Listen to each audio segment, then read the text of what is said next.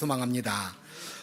제가 제자 훈련을 하거나 새신자 교육을 하면서 가장 많이 들었던 질문 중에 하나가 왜 예수님이 우리에게 중요한가라는 것이었습니다.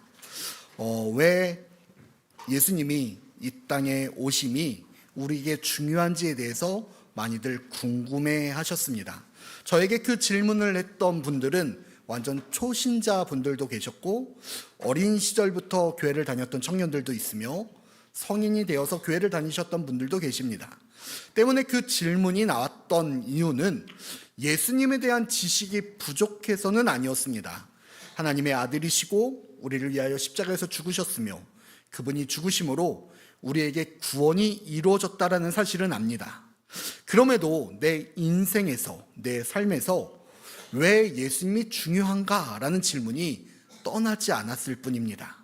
오늘은 왜 예수님이 오심이, 왜 성탄이 우리에게 복음이고 기쁜 소식인지를 한번 살펴보고자 합니다.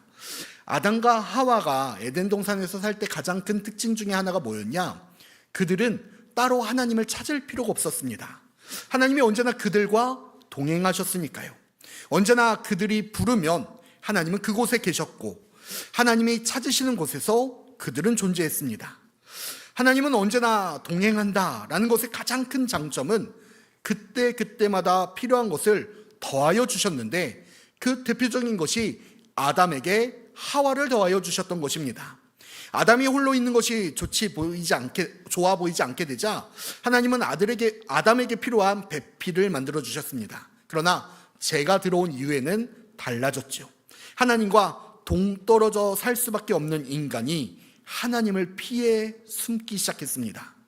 하나님이 아담과 하와를 피하신 것이 아니라 아담과 하와가 먼저 하나님을 피했습니다. 거짓말로 하나님을 속입니다. 이후 하나님과 우리의 관계는 달라지게 되었죠. 언제나 함께 하셨던 하나님이 사라졌습니다. 하나님과의 관계가 완전히 단절된 것이죠. 그러다 보니까 생겨난 대표적인 현상이 뭐냐? 불안이었습니다. 피조물은 우리가 존재함으로써 완벽한 인간이 되지 못합니다. 때문에 우리는 계속해서 신적인 존재를 의지해야만 했죠. 하지만 하나님과 멀어진 인간은 하나님을 찾지 못했습니다. 하나님을 찾는 법을 잃어버렸거든요. 그리고 세상의 것으로 하나님을 만들기 시작하는데 그게 우상이었습니다. 사람들만이 여호와 하나님이신 것을 알지 못하니까 우상을 만들기 시작하는데, 그리고 시간이 지나면서 우상의 종류가, 우상을 숭배하는 방법들이 다양해지게 되었습니다. 먼저 어떤 특정한 장소에 신이 머문다라고 생각하는 사람들은 바위나 산 또는 나무나 바다 등에서 제단을 쌓고 신을 찾기 시작했습니다. 사람보다 강인하고 오래 머물고 그것이 신적인 능력이다라고 생각했기 때문이었습니다. 그러다가 그리스 로마 그 시절로 넘어가게 되면 자신들의 마을, 공동체, 도시에서 전쟁과 농사, 자연 등으로부터 수많은 것들로부터 자신들을 보호해주는 신들을 위하여 많은 사람들이 모이는 곳에 신전을 세우고 그곳에서 신을 찾기 시작했습니다. 우리에게 필요한 모든 것을 더하여 주셨던 하나님이 사라지자 그들은 자신들의 삶에서 필요한 것을 충족시킬 수 있는 우상을 만들었던 것이죠. 그 외에도 소위 신기가 있다라고 말하는 사람들을 통해서 대신 신을 부르기도 했고 신의 이야기를 듣고 신의 경고를 듣는 일들이 생겨났습니다. 하지만 이는 완전하고 완벽한 것이 아니었습니다. 세상의 것들은 그들의 신이 될 수 없었습니다. 그것이 아무리 신처럼 만들려고 해도 그거는 우상에 불과했기 때문이죠. 그렇게 우상을 섬김에도 여전히 번뇌가 있고 고민이 있고 염려가 존재했습니다. 그들은 여전히 근심했고 걱정했고 불안했습니다. 그들의 문제가 해결된 것이 없었으니까요. 그들의 삶은 괴로웠고 그들은 언제나 어려웠습니다. 신을 찾았지만 그들에게 나아진 것이 아무것도 없었습니다. 이건 유대인이라고 해도 다를 바가 없었습니다. 특별한 사람 몇몇을 제외하고는 하나님과의 동행은 상상하지 못하는 일들이었습니다. 하지만 그것도 예수님이 탄생하실 때 다 사라지게 되었습니다. 아브라함과 이삭, 야곱과 같은 족장들도 모세와 여호수아 같은 지도자들도, 사사들도, 선지자들도 다 사라졌기에 이제 하나님과 동행하는, 하나님의 음성을 듣는 사람들은 아무도 남지 않았습니다. 무려 400년 동안 성전에서 계속 제사가 올려지고 있었고 하나님을 부르짖는 자들이 존재했음에도 불구하고 하나님의 음성이, 말씀이 그들에게 임재하지 않았습니다. 우리는 창조될 때에 하나님과 언제나 동행하도록, 언제나 함께하도록, 하나님과 함께 살아가도록 지음을 받은 존재였습니다. 그렇게 우리가 지음받은 그대로 온전하게 살아가기 위해서는 하나님과의 동행, 하나님의 임재가 필수적이었습니다. 그것이 우리가 지음받은 목적을 온전하게 이룰 수 있는 유일한 방법이었으니까요. 이 일을 위하여 예수님이 이 땅에 오셨습니다.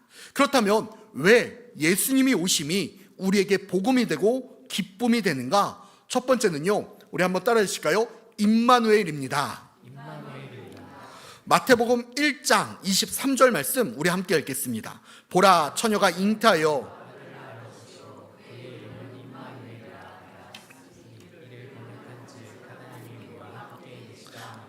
아멘.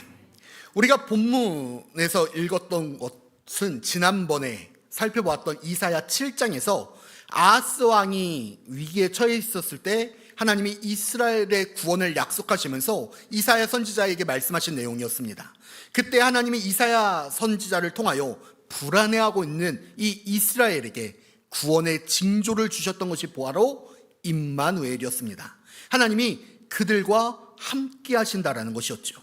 하나님과 단절되었던, 하나님과의 관계가 끊어져 있었던, 하나님과 더 이상 소통하지 못했던 이스라엘에게, 때문에 불안해하고 걱정하고 염려했던 이스라엘에게 하나님이 지으신 그 모든 피조물에게 하나님이 직접 오셔서 그들과 함께 하시겠다 약속하셨습니다. 그리고 그 말씀의 성취가 바로 예수 그리스도셨죠. 예수님이 이사야의 말씀의 성취가 되는 이유는 지난주에 우리가 오후 시간에 살펴왔던 세례 요한의 질문과 예수님의 답으로 그 답을 찾을 수 있을 것입니다. 헤롯이 자신의 동생 빌립의 아내이자 동생의 아내인 이 헤로디아와 결혼을 합니다. 세례 요한은 이를 두고 형제의 아내를 취하는 것이 옳지 못하다라고 강하게 책망했죠. 일로 인하여 헤롯은 요한을 감옥에 가두게 됩니다. 이때 감옥에 있던 세례 요한이 자신의 제자들을 예수님께 보내서 질문하죠. 오시리가 당신이 맞냐고요. 그때 예수님이 이렇게 대답하십니다. 마태복음 11장 5절에서 6절입니다. 맹인이 보며 못 걷는 사람이 걸으며 나병한 자가 깨끗함을 받으며 못 듣는 자가 들으며 죽은 자가 살아나며 가난한 자에게 복음이 전파된다 하라. 누구든지 나로 말미암아 실족하지 아니하는 자는 복이 있도다. 아멘. 예수님이 오셔서 하나님을 바라보지 못했던, 하나님께 나아가지 못했던, 하나님의 저주를 받았던, 하나님의 말씀을 듣지 못했던, 영혼이 죽어 있었던 자들을 온전케 하셨다라는 거죠. 그들의 문제를 해결하시고 그들이 하나님을 바라볼 수 있도록, 그들이 다시 하나님과 동행할 수 있도록 인도해 주셨다라는 거예요. 그리고 자신을 채우고 있었던 정욕, 욕심, 욕망, 자아를 다 버려 가난해진 자들에게 복음이 전파되기 시작했습니다. 그들의 마음에 복음, 즉 예수 그리스도가 채워진 자들이 천국을 바라보기 시작했다라는 거죠. 예수님을 만난 사람들이, 예수님을 경험한 사람들이 변해갔습니다. 뿐만 아니라 예수님은 우리의 근본적인 문제, 하나님과 떨어졌을 때 생겨나는 근본적인 문제를 우리에게 해결하시는데 마태복음 28장 9절은 이렇게 이야기합니다. 예수께서 그들을 만나 이르시되 평안하냐 하시거늘 여자들이 나아가 그 발을 붙잡고 경배하니 아멘. 부활하신 예수님이 제자들을 찾아와 제일 먼저 하셨던 말씀이 뭐였냐? 평안하냐라는 말씀이었습니다. 영원히 함께 하실 것만 같았던 예수님이 로마 군인들에게 체포되셨죠. 거기서 끝나는 것이 아니라 십자가형이 판결되었습니다. 판결이 내려지자마자 예수님은 골고다로 올라가셔서 십자가에서 달려 죽으셨습니다. 마치 모든 것이 다 준비되어도 된 것처럼, 이미 예수님을 죽일 계획이 다 세워졌던 것처럼 속전속결로 모든 것이 끝나버렸습니다. 이제 예수님은 제자 곁이 아니라 아리마대 요셉이 준비했던 그 무덤 속에 들어가 계셨습니다. 이제 모든 것이 끝났습니다. 이제 예수님의 죽음으로 끝나는 것이 아니라 자신들의 목숨 또한 어떻게 될지 장담하지 못하는 상황이 되어버렸습니다. 그저 숨죽이며 숨어 지낼 수밖에 없는 상황이었죠. 이때 3일 만에 무덤에 방문했던 여자들이 소식을 전해옵니다. 예수님이 부활하셨다라는 거예요. 예수님이 무덤 문을 여시고 나오셨다라는 겁니다. 제자들의 반응은 귀신을 본 것이 아닌가라는, 예수님의 죽음이 너무나도 큰 충격이었기 때문에 그들이 착각하고 있는 것이 아닌가라는 반응이었습니다. 하지만 그것은 착각도 귀신도 아니었습니다. 진짜 예수님이 부활하셨으니까요. 그리고 제자들이 숨어 지냈던, 제자들이 염려와 걱정과 근심으로 감추고 있었던 그 집으로 찾아오십니다. 불안해서 어찌할 바 모르는 제자들에게 찾아가세요. 그리고 다시 만난 제자들에게 말씀하십니다. 평안하냐라고요. 여기서 평안이라는 단어는 헬라어로 카이로라는 단어를 사용했습니다. 카이로는 유쾌하다, 기뻐하다라는 뜻을 가지고 있는 단어예요. 분명 부활하신 예수님을 만날 때 제자들의 마음은 유쾌하거나 기뻐할 수 없었습니다. 걱정과 두려움, 그 속에서 부활하신 예수님의 이야기를 듣자 혼란만 가득했었지요. 그때 평안하냐라고 물어보십니다. 이것이 가능한 이유는 예수님이 오심으로 인하여 우리에게 걱정과 근심, 염려가 사라지기 때문이에요. 요한복음 14장 27절 말씀 우리 함께 읽어볼까요? 평안을 너희에게 끼치노라. 나의 평안을 너희에게 주노라. 내가 너희에게 주는 것은 세상이 주는 것과 같지 아니하리라. 너희는 마음에 근심하지도 말고 두려워하지도 말라. 아멘. 이사야를 통하여 말씀하신 임마누엘, 하나님이 우리와 함께 하심으로 인하여 하나님과 단절되었던 우리가 다시 하나님을 만날 수 있게 되었습니다. 하나님을 보지 못하고 말하지 못하며 듣지 못했던 자들이, 하나님께 나아가지 못했던 자들이 자신의 욕심과 욕망으로 가득 차 하나님의 말씀이 심겨지지 않았던 자들에게 하나님이 임하세요. 하나님이 동행하시는 겁니다. 뿐만 아니라 세상에 살아가면서 어려움, 걱정, 두려움, 염려로 가득 찼던 우리에게 하나님이 함께 하심으로 평안을 주십니다. 하나님이 사라짐으로, 하나님을 만날 수 없음으로 불안해하던 피조물에게 하나님이 다시 오신 거예요. 하나님이 지으셨던 그 모습 그대로 살아갈 때 우리에게 진정한 평안이 주어지기 때문입니다. 이제 하나님이 함께 하시기에 우상을 섬길 때와 같이 우리의 마음속에 근심과 두려움이 존재하지 않아도 됩니다. 하나님이 우리와 함께 하시기 때문입니다. 예수님이 우리에게 오신 그 소식이 기쁜 소식이 되는 두 번째 이유는, 우리 한번 따라 하실까요? 새로운 시작입니다. 마태복음 1장 18절 말씀은 이렇게 말씀하십니다. 예수 그리스도의 나심은 이러하니라. 그의 어머니 마리아가 요셉과 약혼하고 동거하기 전에 성령으로 잉태된 것이 나타나더니. 아멘. 마태복음은 아브라함과 다윗의 자손 예수 그리스도의 계보다라고 성경을 시작합니다. 여기에서 계보다라는 단어는 헬라어로 비블로서 게네세오스라는 단어를 사용하는데요. 여기서 게네세오스는 게네시스라는 단어의 소유격인데, 게네시스는 기원, 탄생, 존재, 근원, 역사라는 뜻을 가진 단어입니다. 특히 이 단어는 철학적인 용어에 사용되는 단어인데, 시작 혹은 기원을 뜻하며 이것은 소멸, 붕괴, 죽음을 뜻하는 푸스로와 반대되는 개념을 가진 단어입니다. 그리고 게네시스는 우리가 잘 알고 있는 창세기의 단어이기도 합니다. 그래서 이 계보라는 단어를 직역하면 기원의 책 정도가 될 것입니다.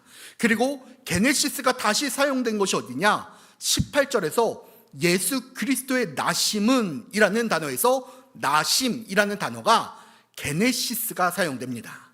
원래 여기에서는 나타라는 단어의 명사인 게넨시스가 사용돼야 되는데, 탄생, 나타, 태어나다, 출생이라는 단어가 사용되지 않냐고 1절에서 사용되었던 게네시스, 즉 기원이라는 단어가 이 18장에서 사용되고 있습니다. 예수님의 계보에 나온 게네세오스 이 단어를 사용한 것은, 마태는 그리스도의 탄생이 단순한 인간의 탄생, 출생과 동일하게 말하는 것이 아니었기 때문이었어요. 예수님의 탄생은 하나님의 구원사에 나타난 인간의 새로운 시작을 염두에 두고 있는 것이죠. 뿐만 아니라 나심이라는 이 단어를 게네시스라고 사용한 것도 예수님이 태어나심, 이것은 단순한 인간의 탄생, 출생을 의미하고 있는 것이 아니라 예수님이 나심으로 새로운 인간의 시작, 새로운 인간의 기원, 새로운 인간이 출생했다라는 것을 우리에게 나타내고 있는 거예요. 죄로 인하여 하나님과 단절되어 버린, 죄로 인하여 하나님과 관계가 끊어져 버린 인간이 아니라 예수님이 동정녀에서 탄생하심으로 새로운 인간의 기원, 새로운 인간의 출발을 알리고 있는 것이죠. 그리고 이렇게 인간의 원죄를 가지고 태어나지 아니하신 예수님은 우리를 죄에서 구원하실 분이라는 그 특징을 가지고 있습니다. 석가, 공자, 맹자, 유가, 무하마드, 그들은 탄생은 했지만, 출생은 했지만 인간의 기원이 되지 못합니다. 그들은 좋은 영향력을 미쳤을진 모르겠지만 구원에 이르게 하지는 못했습니다. 그들은 착하고 선하게 살아갔을지는 모르겠지만 죄에서 우리를 벗어나게 하지 못했습니다. 그들은 여전히 스스로 죄악이 가득한 원죄로 시작되는 아담의 후손에 불과했기 때문이죠. 아담의 후손은 자기뿐만 아니라 다른 사람 또한 구원하지 못합니다. 아담의 후손은 자신뿐만 아니라 다른 사람의 죄를 사해주지 못합니다. 그 역시도 죄인이고 구원받아야 할 하나님의 피조물에 불과하니까요. 때문에 우리의 근본적인 문제, 우리의 죄를 사해 주시기 위하여 우리를 구원하시기 위해서는 우리가 다시 하나님을 보고 만나고 그 임마누엘 하나님을 경험하기 위해서는 아담으로 이어져 오는 후손으로는 불가능했습니다. 새로운 시작, 새로운 사람이 태어나야 했지요. 그것이 바로 예수님의 나심, 예수님의 게네시스입니다. 새로운 기원이 되고 시작이 되시며 근본이 되시는 예수님은 인간의 다른 지도자들과 다르셨습니다. 그분은 지금까지 이 땅에 왔던 사람들과는 다르셨습니다. 원죄를 품고 살아갈 수밖에 없는 하나님과의 관계가 끊어진 이들과는 달랐습니다. 그분은 이 땅에 오신 하나님이셨고 성령에 의해 잉태되셨으며 아담의 죄에서 자유로운 분이셨으니까요. 이 모습을 바울은 이렇게 표현하고 있는데 고린도전서 15장 47절은 이렇게 이야기합니다. 첫사람은 땅에서 났으니 흙에 속한 자이거니와 둘째 사람은 하늘에서 나셨느니라. 아멘. 차원이 다른, 존재가 다른 탄생이었다라는 거예요. 그래서 우리는 예수님을 통하여 다시 하나님을 만날 수 있게 됩니다. 원죄를 가지고 태어나지 아니하신 예수님으로 인하여 그분을 믿음으로 구원에 이르게 되므로 우리도 거듭나게 되는 거지요. 예수님의 부활하심에 동참함으로 우리도 하늘로부터 다시 태어나게 됩니다. 의롭다함을 얻게 되지요. 그리고 이제 우리 안에서 그 원죄 때문에 하나님의 관계가 끊어지거나 단절되거나 심판에 이르지 아니합니다. 예수님이 이 땅에서 다시 시작하셨기 때문이에요. 그래서 우리가 구원을 받게 됩니다. 마태복음 1장 21절은 이렇게 이야기합니다. 우리 함께 읽을까요? 아들을 낳으리니 이름을 예수라 하라. 이는 그가 자기 백성을 그들의 죄에서 구원을 짜이시니라. 아니라. 아멘. 죄악으로 하나님과의 관계가 단절되었던 우리에게 하나님이 오셨죠. 임마누엘로 오신 하나님은 아담의 원죄로부터 자유로운 분이셨습니다. 새 창조이고 새로운 시작이었습니다. 새로운 인간의 기원이 되셨습니다. 그리고 그분을 믿는 자들, 그분과 함께 십자가에서 죽고 부활을 경험한 모든 자들은 죄에서 구원을 받게 됩니다. 우린 이것을 거듭났다라고 말합니다. 이제 새로운 존재, 새로운 자녀, 거룩한 나라, 왕 같은 제사장으로 우리의 신분이, 존재가 달라지게 되었어요. 예수님이 우리를 구원하셨으니까요. 여기에서 중요한 것은 우리가 구원을 받게 된 근거, 우리가 구원에 이르게 된 조건이 나로부터 시작되지 않았다라는 거예요. 하나님이 이 땅에 오셨기 때문에, 예수님이 아담과 상관없이, 원죄와 상관없이 동정녀로부터 태어나셨기 때문에 우리가 구원에 이를 수 있게 되었어요. 그리고 이 구원은 우리가 다시금 하나님 나라에서 살아갈 수 있는 자녀가 되었음을 뜻하고 있습니다. 아담과 하와의 죄로 인하여 단절되었던 하나님과의 동행, 하나님과의 관계가 회복되었으니까요. 죄로 인하여 단절되어 불안하고 근심하고 염려 속에서 살아갈 수밖에 없었던 우리들에게, 우리를 위하여 하나님의 이 세상을 사랑하셔서 자신의 독생자 아들 예수 그리스도를 이 땅에 보내셨습니다. 단순히 독생자 아들을 보내신 것이 아니라 근본 하나님이신 예수님이 이 땅에 오셨습니다. 이로 인하여 에덴 동산에서 끊어졌던 하나님과의 관계가, 동행이 다시 시작되었어요. 예수님이 새롭게 시작하셨고 기원이 되셨으니까요. 아담의 후손이 아닌 성령으로 잉태되셔서 죄가 없으신 분이 우리를 위하여 십자가에서 죽으셨습니다. 그리고 부활의 첫 열매가 되심으로 우리도 주님과 함께 십자가에서 죽고 부활함으로 새로운 존재, 거듭난 존재로 살아갈 수 있게 되었어요. 우리가 구원함을 입었습니다. 사랑하는 불꽃교회 성도 여러분, 예수님이 이 땅에 오심이 왜 기쁜가? 왜 우리에게 기쁜 소식이고 복음이 될 수밖에 없는가? 단순히 이 땅에서 잘 먹고 잘 살게 되는 복이 아니라 우리를 하나님의 자녀로, 하나님의 백성으로 다시 변화시켜 주셨기 때문이에요. 그리고 이 모든 것이 사라지는, 한계밖에 없는 이 불안한 세상이 아니라 우리는 이제 영원한 하나님의 나라를 소망할 수 있게 되었습니다. 이 모든 것이 가능한 것은 예수님이 우리와 함께 하시기 때문이에요. 우리는 이 대림절을 보내면서 예수 그리스도가 우리에게 오셨음을 오늘도 우리가 기억하고 기념하며 이 자리에 앉아 있습니다. 저는 예수님이 오신 이 사실을 인정하는 것에서 끝나는 것이 아니라 임마누엘, 예수님의 나심이 우리의 삶에서 진정한 기쁨으로 이루어지기를 소망합니다. 그래야 이 기쁨의 소식이 이 자리에서 끝나는 것이 아니라 우리의 삶의 그 모든 순간에서 기쁨이 이어지고 우리의 삶의 그 모든 여정 속에서 복음이, 이 기쁜 소식, 그거 하나만으로 충만하게 살아가는 우리 모두가 되기를 간절히 축복합니다. 제가 기도하겠습니다.